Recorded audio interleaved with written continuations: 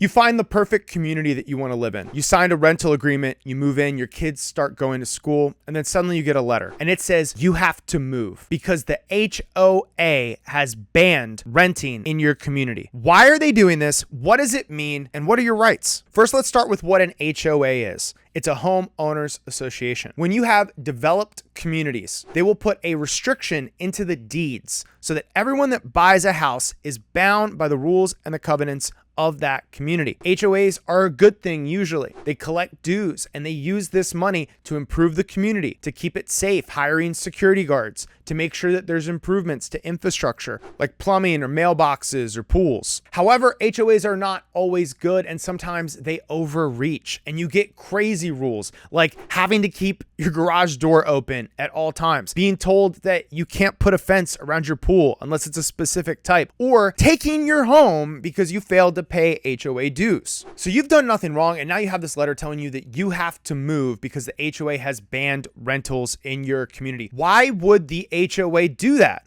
Well, there are studies that show that homeowners tend to take care of the property more because they have more at stake. A lot of HOAs don't want people that rent in their community because they feel like they don't make as much money. They feel like they don't belong. And there have already been cases that have been struck down. In Texas, there was a HOA community that tried to ban Section 8 housing. And in that ruling, the court said this amounts to racism and discrimination as well. That's not always going to be the case. But the HOA thinks, hey, let's get more people that look like us, that have the kind of jobs we have. Let's have a community of people that look and sound like us. But this doesn't just affect people that are renting and investors. It also affects homeowners, the people that are actually supporting these bans. Homeowners are like, not in my community. I want to protect my community. Well, what happens when you lose your job or you get a promotion that requires you to move? Well, the investors just put up all these houses. No one's going to buy your house. So you're now stuck with this mortgage payment in a house that you can't live in, and you're not allowed to rent it because these restrictions run with the property forever. If you are a homeowner and you are protecting your family, you do not want more restrictions on what your family can do and what your finances are. It's not American. And speaking as a Texan, it's definitely not Texan. People move all the time because of changes in their family, changes in their job.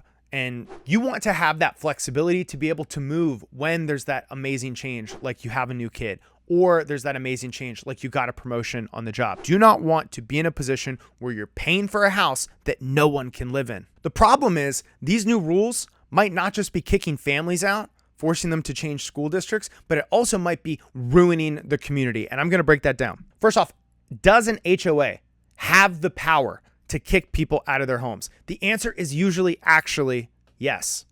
Inside the CC&R for your community, which you might not have seen if you're just renting, there are rules that allow the HOA to pass new restrictions as long as there is a vote. The only times that these restrictions are going to fail is if it's discriminatory, like we saw in the Section 8 case, or if they don't follow proper procedure, like failing to notify of a vote or not having a vote. But usually the HOA is going to be able to ban it if they have enough votes and the public, the homeowners, are on their side. But why could this be bad for everyone?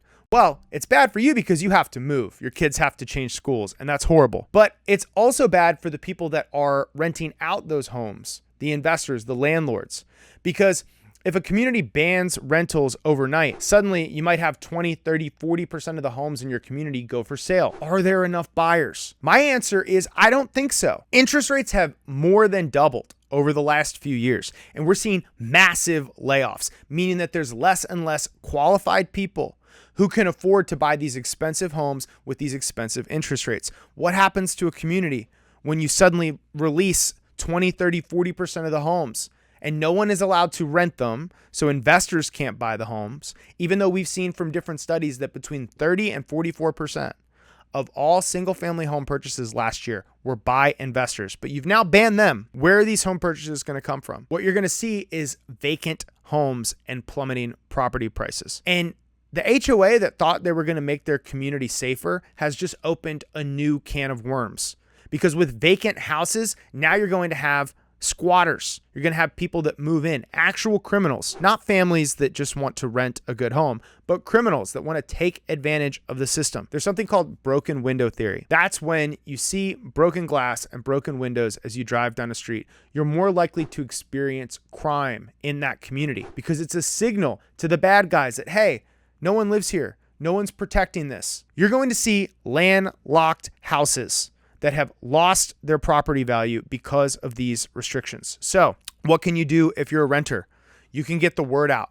You can tell people in your community what the HOA is trying to do and try to rock the vote. If you're an investor or a homeowner, you can hire an attorney like me. I practice in Texas, New Jersey, and work with attorneys in other states as well. You can hire an attorney like me and make sure the HOA is following the letter of the law when they go to implement a ban.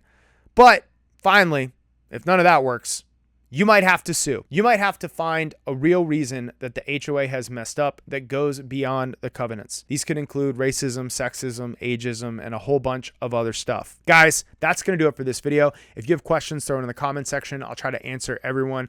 And as always, remember, I'm not your lawyer.